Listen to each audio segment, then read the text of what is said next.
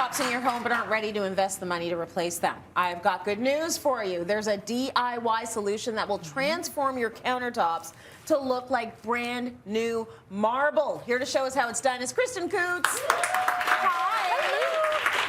This is such a good DIY because countertops are very expensive. A lot of people not necessarily happy with them, but do not want to dive into the investment of changing them completely. So you've got a DIY alternative. Yes, so that's right. Countertops can cost upwards of $10,000 to replace them. You know, this is granite here, but some people have laminate. They don't necessarily like the look of it and they want to upgrade it, but $10,000 plus is too steep of a price tag. Yeah. So the DIY lets you get that marble look for cheap. A few $100s. Incredible, the stuff that you can do with a little DIY, a little bit of elbow grease. So let's talk about, first of all, where you got the countertop from. So I did a little yard salvaging, just driving along in my car, and I was like, this looks like it's not 100 pounds, which it was.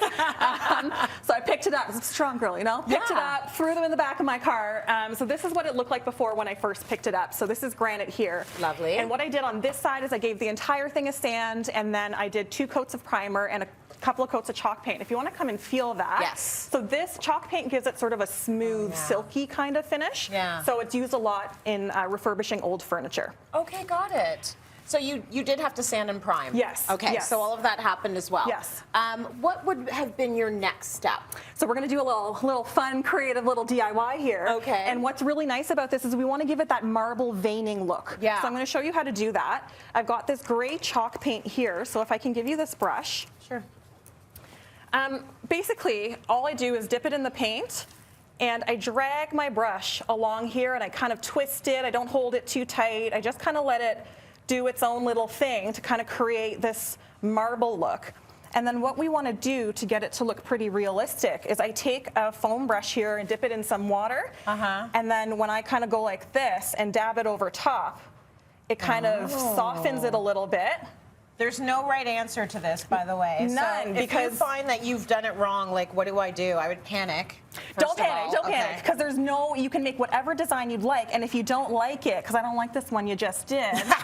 Me neither, really. You know what I mean? So then you just can just wipe it away with water, grab a little paper towel, wash it, and then you can do it again. And you can have different shades of it, different gradients, so I can take this, and I can kind of pull that along there, and when that dries, you get this sort of softer look. So it feels really authentic to what a marble countertop would look like. Let it dry a little bit, you can see some veining here, and then I can go back over top of it again to kind of change up the lines a little bit and just kind of make it look like it's real marble. Okay, so you've done it. Yes. You're happy with how that looks. What is our next step? Okay, so we now need to do the epoxy, because in our final version of it, we've got this countertop that's smooth. It functions like a real countertop, but we have to pour a chemical on top of it. Okay. So I need you to put on safety stuff. This is a real chemical. You don't want this in your eyes. You don't want this on your skin. You don't want this on your clothes. You can see this whole... Glasses are cute. I actually need to go in. I have a prescription for glasses, and it's sitting there on my table, and I need to go get some glasses, so... This what do you think? Do I go for? Yeah, this might be the inspo. I don't mind them. I kind of like them. All right, so we've done all the safety gear. Are you doing this outside? You have to do this inside, actually, because epoxy, the resin is a temperature-controlled thing. It does. It is so finicky. This is like a real Breaking Bad situation going on here. Like, but it's legal. Legal Breaking Bad. Yes. You have to get it exactly right. So we do 50% of the hardener, 50% of the resin. We mix it together, and you. 50-50. 50-50, and you want to do it inside because, again, humidity affects it, temperatures affect it. Yeah. How long do we have for that to still be workable? You want to use it right away, like immediately. All right. So I'm going to get you to pour this on top. Are you sure you want me to do that? Yes, I'm going to stand by. Safety gear. So just pouring it on that? Go for it. All right. And you want to use a lot. More is more. Like, it is the best way to do it. You want to pour it and flood it. Oh, okay. No, you're good. Okay. So just keep going, keep going, keep going. Okay, and then when you're done, I'll just get you to chuck that in here.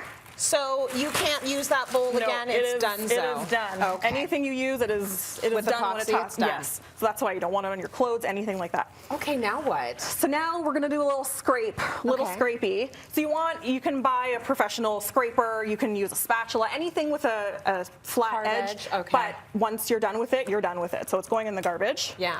So we're just going to do this and scrape it all along. Wow. So this is the first, we want to do a flood coat. So you want to get it everywhere. Yeah. Because then the idea is that we're scraping This is fun. the excess off. It's really fun.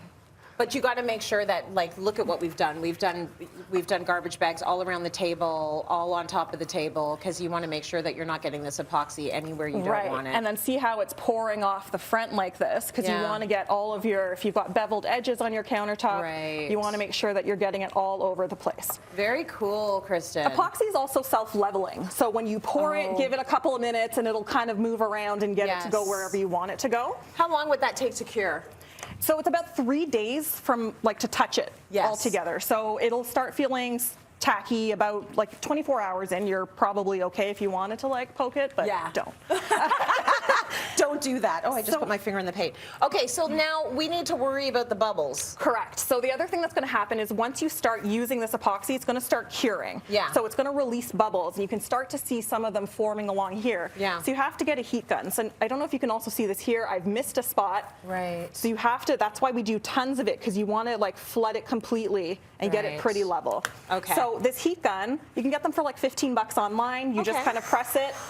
And you do this, and can you see those bubbles disappearing? I do, but this is now your life. This is your life. You're doing this for hours. Yes. Hours. So you're putting in the sweat equity to not spend $10,000 on your countertop. Got it. You're spending something, and it's your time. Absolutely. So then, however, you get the beautiful, I mean, this is the beautiful after. Almost. There are some imperfections in this, and I wanted to point them out to you. Okay. Because here you can see that there's actually a whole whack of bubbles on here. There are a lot of bubbles. There are a lot of bubbles. What happened, Kristen? So I want to show you some of the things that can go wrong with it. So one, this means that we didn't pop all the bubbles. You didn't stick at it long enough. This could be 4 hours in, and there's still bubbles, and you didn't keep at it. So do you have to stay at it for 4 hours straight? Yeah. Can you take a break? Oh, like you do a coat, go away, grab a snack, come back. Oh, okay. But here's the other problem. You've got these little divots here, so when you're taking that snack, don't come back with your crummies. Okay. Don't come back and sprinkle them on here, because then if you try and dig it out, it's all, you're gonna get all of that, those holes and stuff in your countertop. Very cool.